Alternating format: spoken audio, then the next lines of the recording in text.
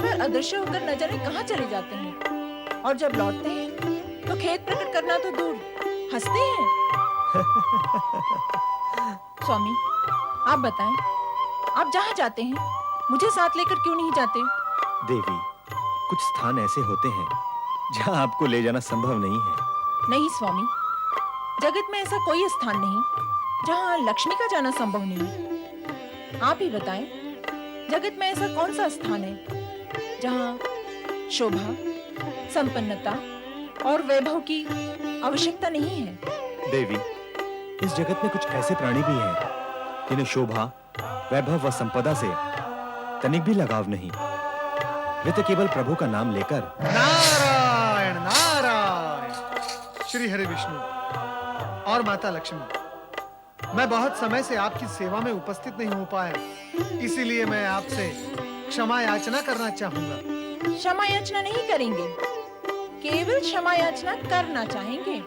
अर्थात तुम्हारी क्षमा याचना चाहने के कांटे में अटकी रहेगी।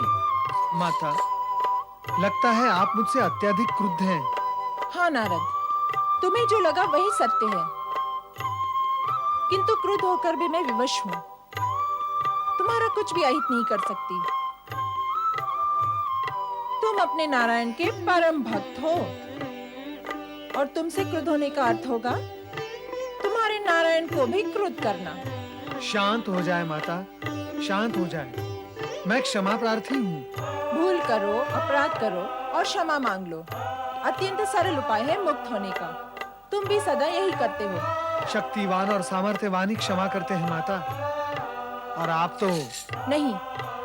आज मैं तुम्हें सावधान करती हूँ कि यदि भविष्य में तुम वैकुंठ से अधिक समय तक दूर रहे तो मैं तुम्हारे नारायण के क्रोध की चिंता किए बिना ही तुम्हारे लिए वैकुंठ के द्वार सदा सदा के लिए बंद कर दूंगी। नहीं माता, नहीं। भविष्य में मुझसे ऐसी कोई भूल नहीं होगी। माता पार्वती ने ठीक ही कहा था, आप मुझे दंड देने की मुद्रा में हैं, इसलिए तो मैं यहाँ दौड़ा दौड़ा आपकी सेवा में उपस्थित हुआ हूँ। अर्थात तुम इस समय शिवधाम कैलाश से चले आ रहे हो? हाँ प्रभु, मैं वहां से श्री गणेश की अद्भुत लीलाएं देखकर आ रहा हूँ। धन्य है श्री गणेश, और धन्य है उन्हें जन्म देने वाली माता पार्वती, और धन्य है उनके जनक भगवान भोलेनाथ। पुत्र हो तो ऐसा। क्या बात है नारद, तन्मय होकर श्री गणेश का गुणगान कर रहे हो? ऐसा क्या महान कर दिया है श्री गणेश ने? माता, उन्होंने अपनी माता के वरदान की लाज रखते हुए 3 असुरों को पाताल लोक भेज दिया। न मारकाट, न रक्तपात, न युद्ध लड़ाई। पुत्र हो तो ऐसा, पुत्र हो तो ऐसा, पुत्र हो तो ऐसा।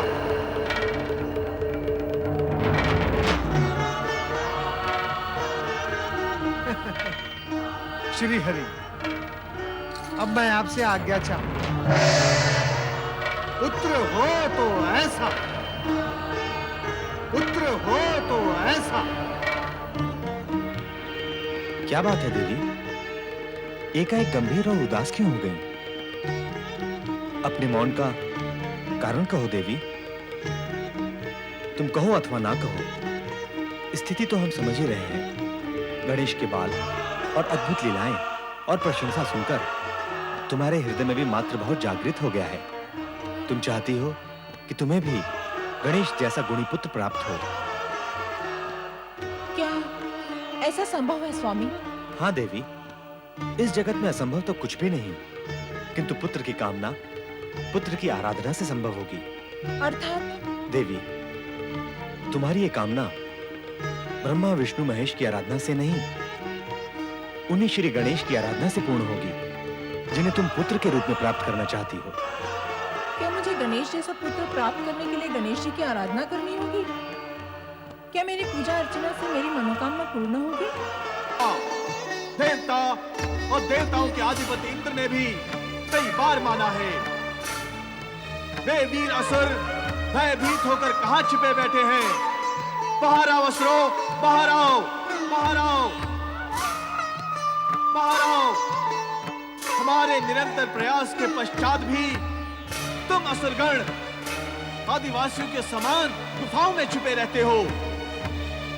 हमारे बार बार आह्वान पर भी तुम हमारे आश्रम पर प्रकट नहीं होते हो। ये तुम्हारे लिए हितकारी नहीं है। जागो असुरो जागो, जागो असुरो जागो, जागो असुरो जागो, जागो असुरो जागो।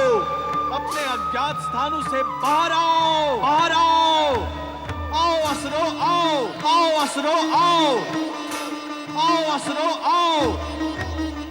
यदि अब भी तुमने हमारी पुकार और आह्वान को अनसुना कर दिया तो राक्षस गण सदा सदा के लिए नष्ट हो जाएंगे।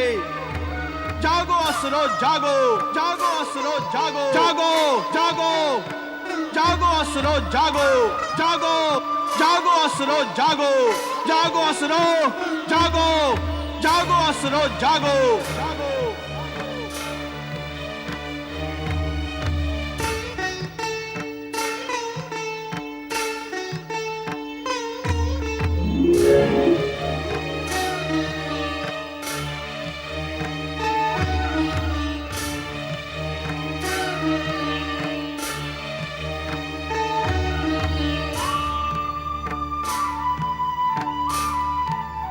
वो देखिए देवराज, दमनासुर के नेतृत्व में असुर चले आ रहे हैं। ये दमनासुर उसी दुर्मेधासुर का पुत्र है जो पूर्व काल में श्री गणेश के हाथों मारा गया था।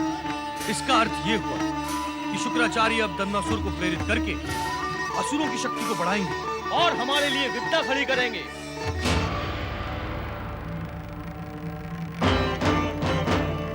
दमनासुर, प्रणाम गुरुदेव। तनिक अपनी दुर्दशा तो देखो।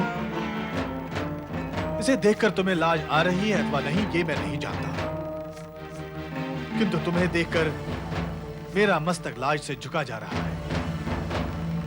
तुम केवल दैत्य हो, हम दैत्य गुरु हैं। जिस दुर्मेधासुर ने तीनों लोकों पर विजय प्राप्त करके देवताओं को स्वर्ग से भगाकर उन्हें इधर उधर छिपने पर विवश कर दिया था, उसी दुर्मेधासुर का पुत्र आज शोचनीय और दुखद स्थिति में पहुंच गया है। कहां गया तुम्हारा वो शौर्य? कहां गई तुम्हारी वो विकरालता? क्या हुआ तुम्हारे साहस और वीरता? कहां गई वो तुम्हारी भयानकता जिससे संपूर्ण सृष्टि में हाहाकार मच जाता था? दैत्य गुरु, हमारी इस दुर्दशा के लिए केवल हम ही दोषी नहीं हैं। हमारा नेतृत्व करने वाला कोई नहीं था दैत्य गुरु। हमारा नेतृत्व करने वाला कोई नहीं था। और यदि कोई होता तो हम देवताओं को कुचल देते दैत्य गुरु। हाँ दैत्य गुरु, हम उनको मिटा डालते। आपने हमारा आवाहन किया है, हमने भी कुछ करने का उत्साह जागा है दैत्य गुरु। हाँ दैत्य गुरु, आपके आने से हमें नया जीवन मिला। अब हम वही करेंगे जो आप कहेंगे। आपने हमें नई आशा जगाई है। बताएं दैत्य गुरु, असुरों के किस शत्रु का संहार करना है हमें? सबसे पहले तुम ये विचार करो कि तुम्हारी इस दुर्दशा के मूल में कारण कौन है। असुरों की दुर्दशा के मूल में सदैव देवता ही कारण रहे हैं दैत्य गुरु। सत्य कहा तुमने, किंतु तुम्हारी और दमनासुर की दुर्दशा के मूल में कारण है असुरों के आराध्य भगवान शिव का पुत्र श्री गणेश। सुन रहे हो दमनासुर? तुम्हारा पितृहंता गणेश, वो हमारे आराध्य का पुत्र होते हुए भी असुरों का शत्रु है। उसी गणेश से तुम्हें अपने पिता की मृत्यु का प्रतिशोध लेना है। लूंगा दैत्य गुरु, अवश्य लूंगा। अपने पिता के हत्यारे से प्रतिशोध अवश्य लूंगा। भले ही वो असुरों का आराध्य शिव का पुत्र गणेश ही क्यों ना हो, मैं उसे नहीं छोड़ूंगा दैत्य गुरु। दमनासुर, गणेश सर्वशक्तिमान है। उससे प्रतिशोध लेने के लिए तुम्हें विशेष शक्ति प्राप्त करनी होगी। वो भी करूंगा दैत्य गुरु, अवश्य करूंगा। पिता का प्रतिशोध लेने के लिए आप जो भी आज्ञा में आदेश देंगे मैं उसका पालन करूंगा दैत्य गुरु। तो आओ हमारे साथ, आश्रम में हम तुम्हें सारी सुविधाएं प्रदान करेंगे। ओम ऐं ह्रीं क्लीं चामुंडायै स्वाहा। ओम ऐं ह्रीं क्लीं शक्ति देव्यै स्वाहा। ओम ऐं ह्रीं क्लीं शिवाय स्वाहा।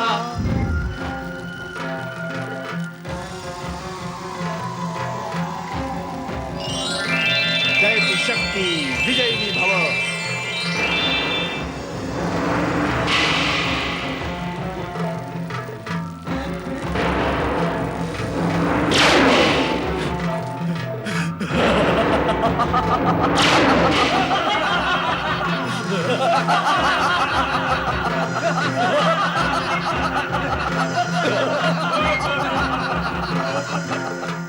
सत्य गुरु शुक्राचार्य की सत्य शक्तियों की असुर शक्तियों की सत्य गुरु शुक्राचार्य की सत्य शक्तियों की दैत्य गुरु शुक्राचार्य से दैत्य शक्तियां प्राप्त कर असुर अत्यंत प्रसन्न हो उठे, किंतु देवगण भयभीत हो गए और देवगण के सम्मुख देवेश्वर शिव की शरण में जाने के अतिरिक्त अन्य कोई मार्ग नहीं था।